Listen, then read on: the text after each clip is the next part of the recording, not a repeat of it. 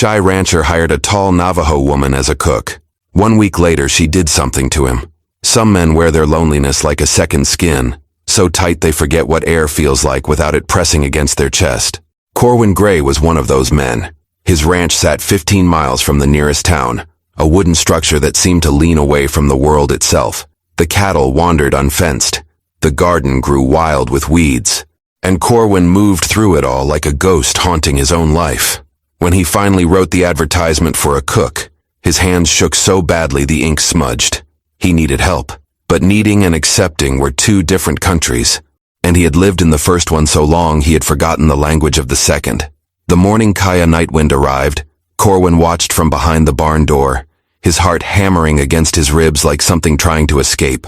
He had expected someone small, someone quiet, someone who would slip into the kitchen and disappear into the work without demanding his attention. What stepped down from that wagon was nothing he had prepared for.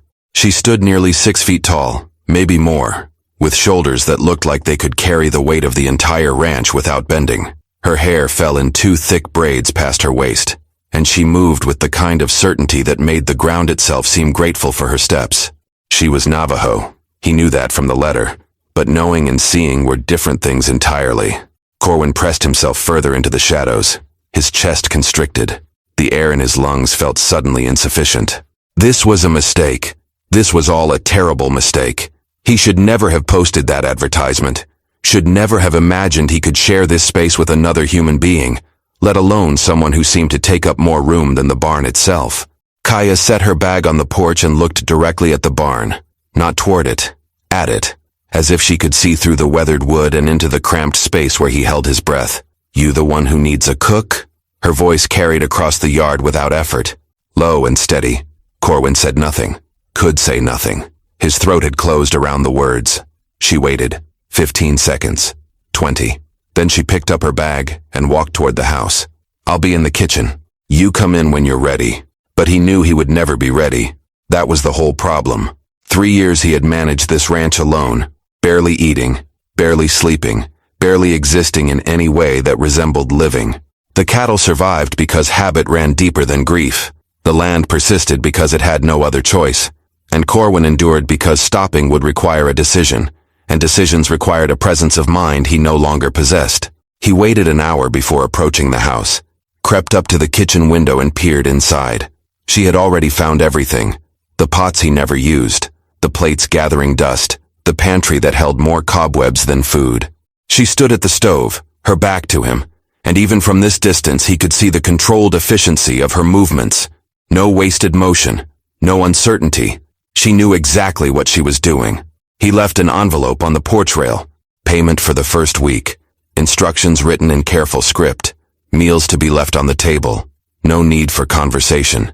No need for presence. Just food and distance. And the understanding that some arrangements worked best when both parties pretended the other barely existed. When he checked back an hour later, the envelope was gone. In its place sat a plate covered with cloth. Beneath it, bread still warm from the oven and meat that smelled like something he had forgotten food could be. Next to the plate, a note in handwriting that looked like it had never questioned itself. "Eat all of it." Corwin picked up the plate with trembling hands, carried it to the barn where he took his meals now, sat in the hay and unwrapped the cloth. The bread was perfect, the meat seasoned in ways he did not recognize. His stomach cramped with hunger he had been ignoring for so long it had become part of his baseline existence. He ate 3 bites and stopped, set the plate aside, pressed his palms against his eyes until colors burst behind the lids. He did not deserve this, did not deserve warm bread or seasoned meat, or the kindness of someone taking the time to cook for a man who could not even look her in the face. Sarah had done that, had filled this kitchen with smells that made the house feel like something other than shelter. And when she died, he had let that die with her, let everything die with her except the breathing, which continued against his wishes. The sun dropped toward the horizon. Shadows stretched long across the yard, and somewhere in that house, a woman he had never truly met cleaned up after making food for a man she had never truly seen. Tomorrow would be worse. Tomorrow he would have to maintain this impossible distance while she moved through spaces that used to be his alone. Tomorrow he would have to pretend that having another person within 100 yards did not make his skin feel like it was trying to crawl off his bones. He did not know how he would survive a week of this, did not know how he would survive a single day. But the alternative was starving to death in a barn surrounded by land he could no longer work and animals he could no longer feed. So he would try, would maintain the distance, would leave notes and take plates and never ever let her see the man behind the carefully constructed walls. What he did not know, could not know, was that in 6 days, everything would change. That distance would become impossible, that walls crumble fastest when the foundation gives out, and that sometimes the thing you fear most is the only thing that can save you. Inside the house, Kaya washed the dishes and looked out toward the barn. She had seen men like this before, men who carried weight that had nothing to do with muscle and everything to do with memory.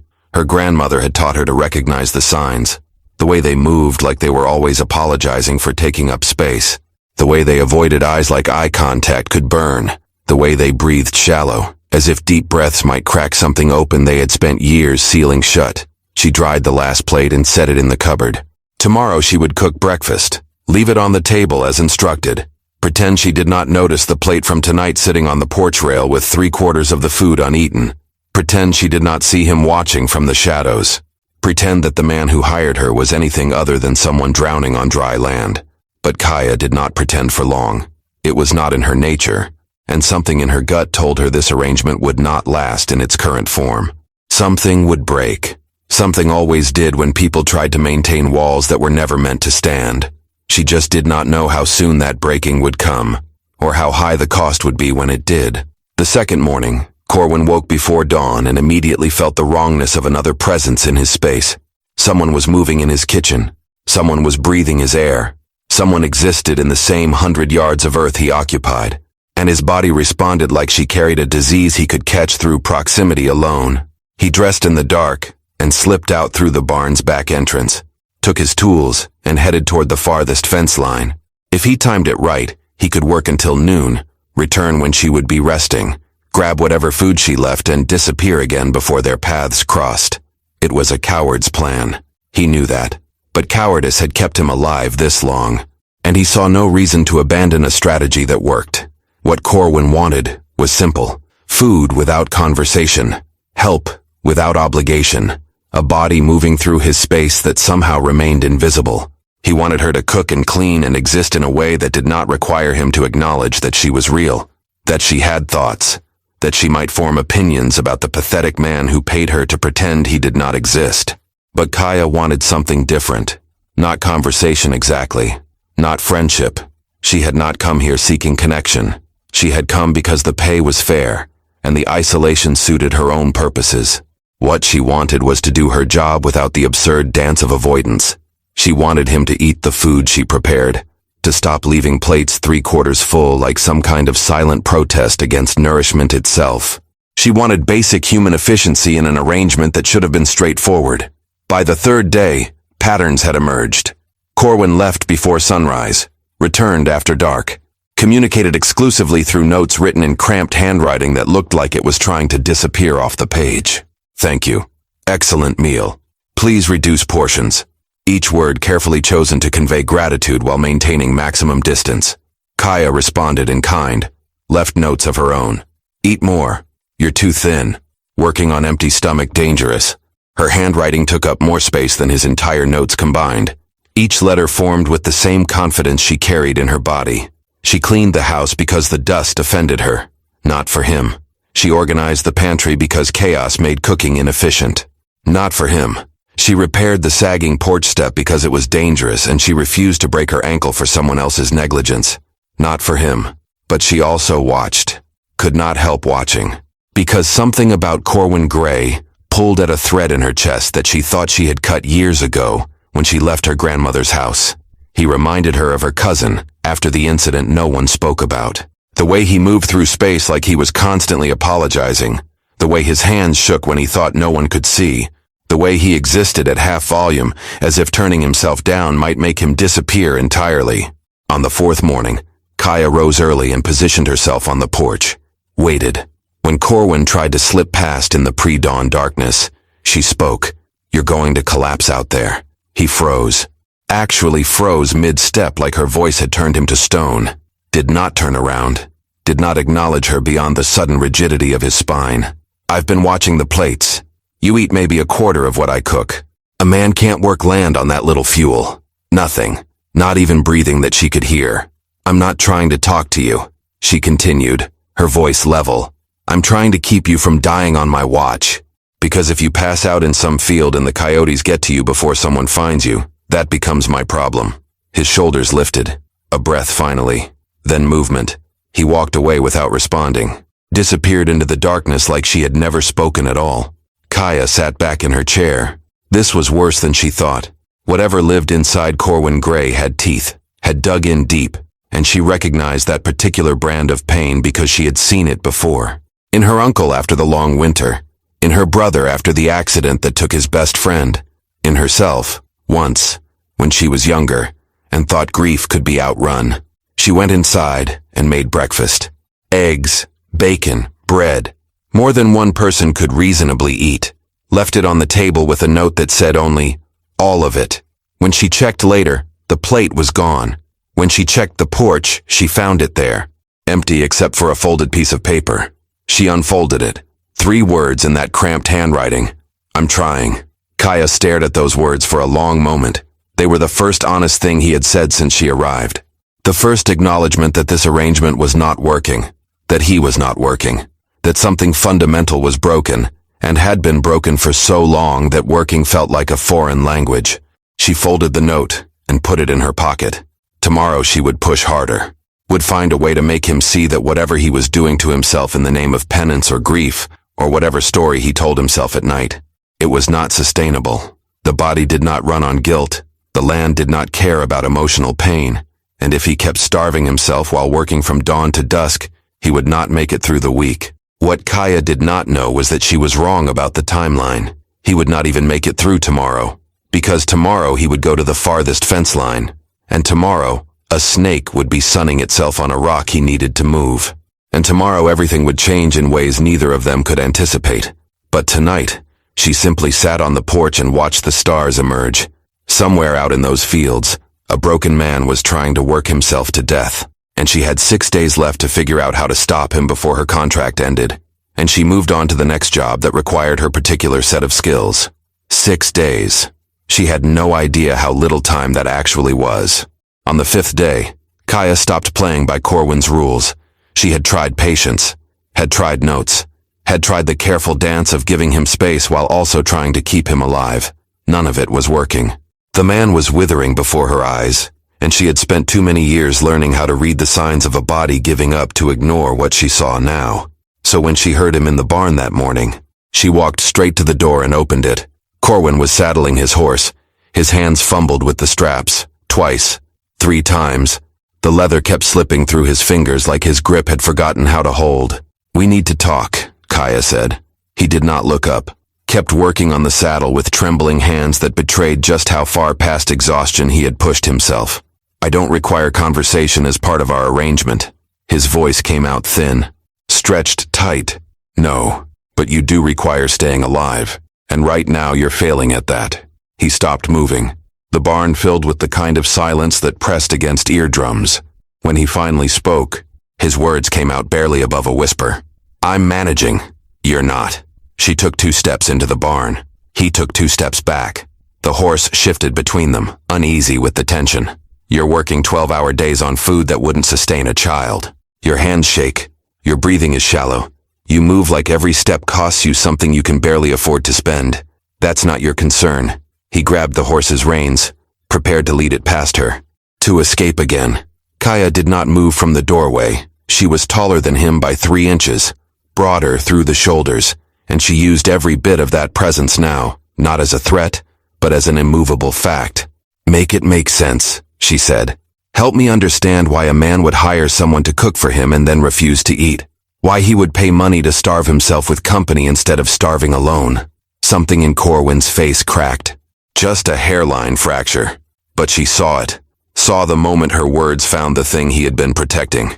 You don't understand. His voice broke on the last word. Actually broke. Like something inside him was shattering in real time. Then explain it to me. I can't. He pulled at the reins. The horse resisted, sensed his instability. Please move. No. Please. The word came out desperate now, ragged. I need to work. I need to what? Punish yourself? She kept her voice level, not cruel, just factual. Because that's what this is. You're not managing a ranch. You're torturing yourself with it. I deserve... He stopped, bit down on whatever was coming next. Tried to push past her. She caught his arm, gentle but firm. He yanked away like her touch burned. His back hit the barn wall. His breathing came in sharp gasps. His eyes finally met hers for a split second before darting away. And what she saw there made her release him immediately. Terror, pure and animal. Not of her specifically, but of everything. Of contact. Of conversation. Of being seen by another human being in a way that required him to exist as something other than a ghost. I don't deserve the food. The words tumbled out before he could stop them. I don't deserve anything. I should have. She needed. I failed. He stopped, pressed both hands against his face. His whole body shook. Kaya took 3 steps back, gave him the space he desperately needed. Her grandmother's voice echoed in her head. Some wounds you cannot touch directly. They must heal from the inside first. Push too hard, and you drive the infection deeper. Okay, she said quietly. I'll step back, but I need you to promise me something. He did not respond. Could not respond. Was barely holding himself together against the wall. Promise me you'll eat half of what I make. Not all of it. Not even most of it. Just half. Can you do that? Silence. Then a barely perceptible nod. And promise me you'll come back before dark. Not after. Before. While there's still light to see by. Another nod. Smaller this time. She turned and left the barn. Walked back to the house with her jaw tight and her hands curled into fists. Not at him. At whatever had broken him so thoroughly that basic human kindness felt like an attack. At whatever had happened to make him believe he deserved to waste away in a barn surrounded by land he could barely maintain. That afternoon she prepared food and left it on the table as always. But she also did something else. Walked the property. Noted which fence lines he favored. Which fields he disappeared into. The routes he took to avoid the house. She was not tracking him to violate his space. She was learning the territory. Because her gut told her something was coming. Told her that whatever balance he had been maintaining was too fragile to last. When he returned that evening, before dark as promised, she stayed in her room. Listened to him move through the house like a shadow.